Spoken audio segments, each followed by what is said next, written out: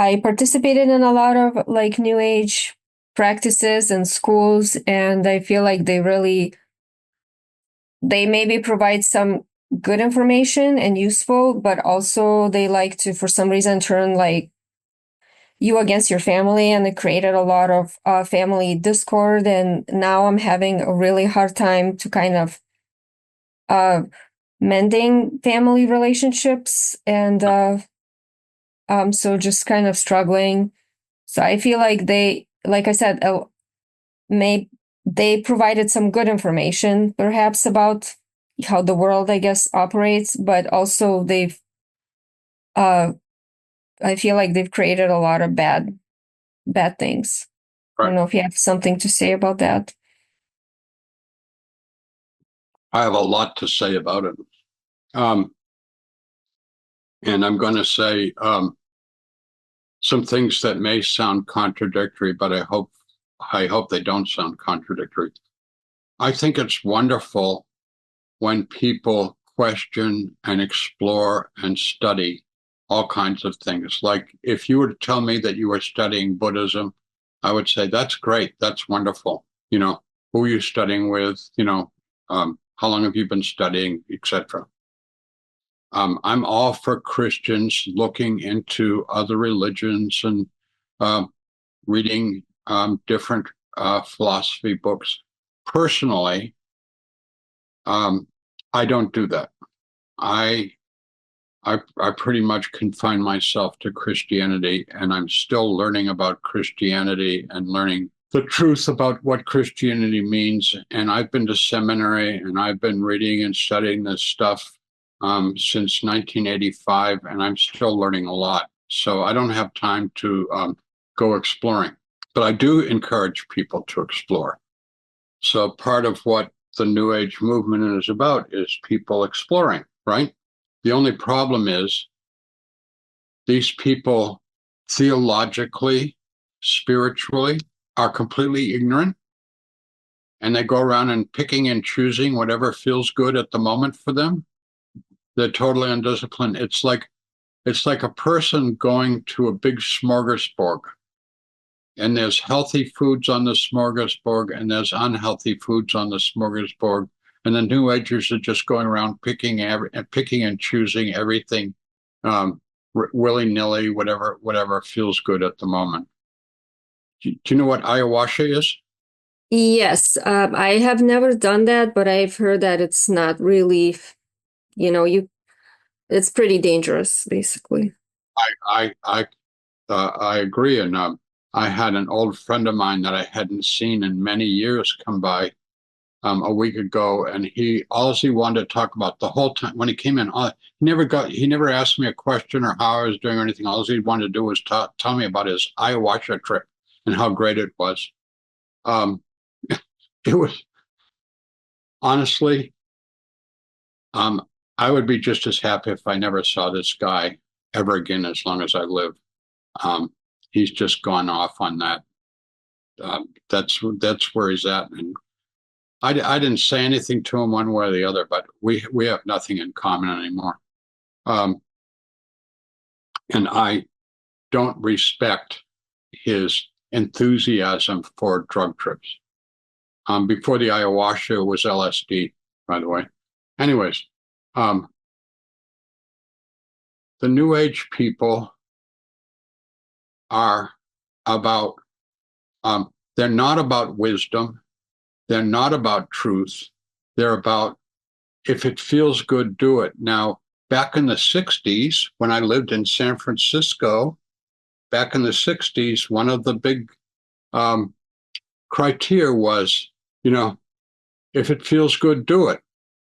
Well, that was a disaster. That was my generation, the baby boomers, back in the 60s.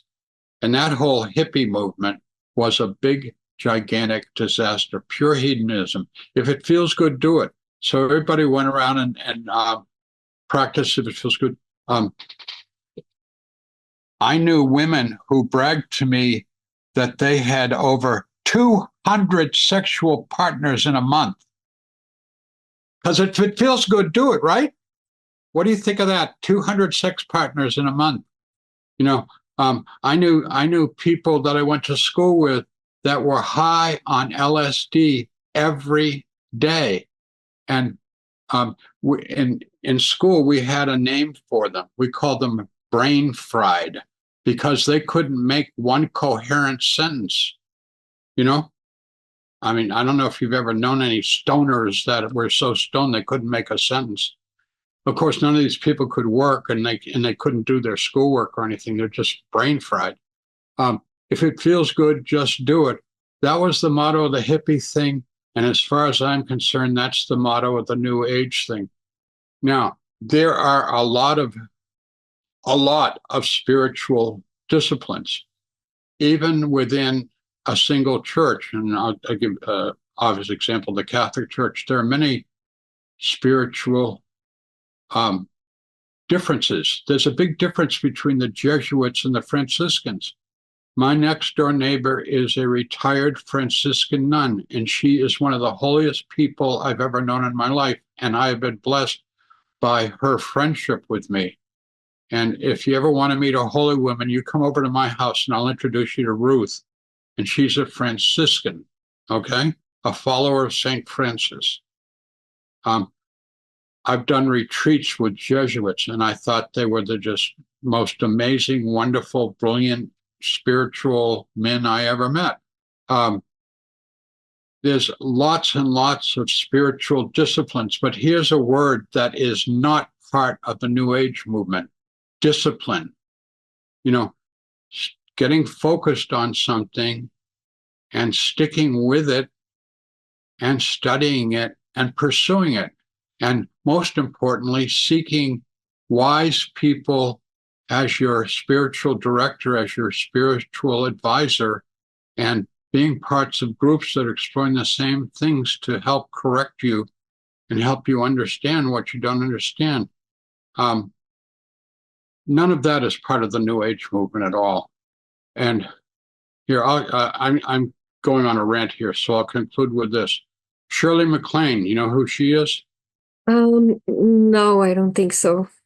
She was a big, big leader in the New Age movement 20 years ago. She was a very famous actress, Shirley MacLaine, and she wrote a book called In the Light.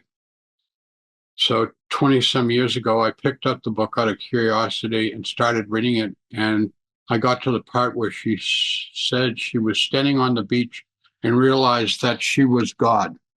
And she stood on the beach and shouted out into the ocean, "I am God! I am God! I am God!" So I closed the book and threw it away. Shirley MacLaine is not God, by the way. And it's really sad that she seems to think that she is. I mean, to me, that represents the New Age movement. People going completely off their rocker with stuff that they really don't know what they're doing. First of all, don't argue, don't confront, listen to them. Have you ever heard of the term empathetic listening? Empathy, means basically feeling or trying your best to feel what the other person is feeling. Empathetic listening, which is a technique I learned from a very wise pastor, Henry Marksbury, who's now dead, in a class that I took with him. Empathetic listening is encouraging a person to talk. And as they're talking, doing your very best to empathetically hear and feel, emphasis on feel, what they're expressing. When they have finished whatever it is they wanted to communicate to you, state back to them what you heard without commentary. Like, let me give you an example. Someone's telling you about the hurt that they felt at an incident that happened in the family, okay? They tell you about that and how much it hurt them. And you empathetically listen to them. And your statement back to them was, wow, that had to be so painful. I can't imagine how much that hurt you. I don't know if I've ever gone through anything that terrible in my life, period. That would be an empathetic listening statement back to the person who just told you about the hurtful incident.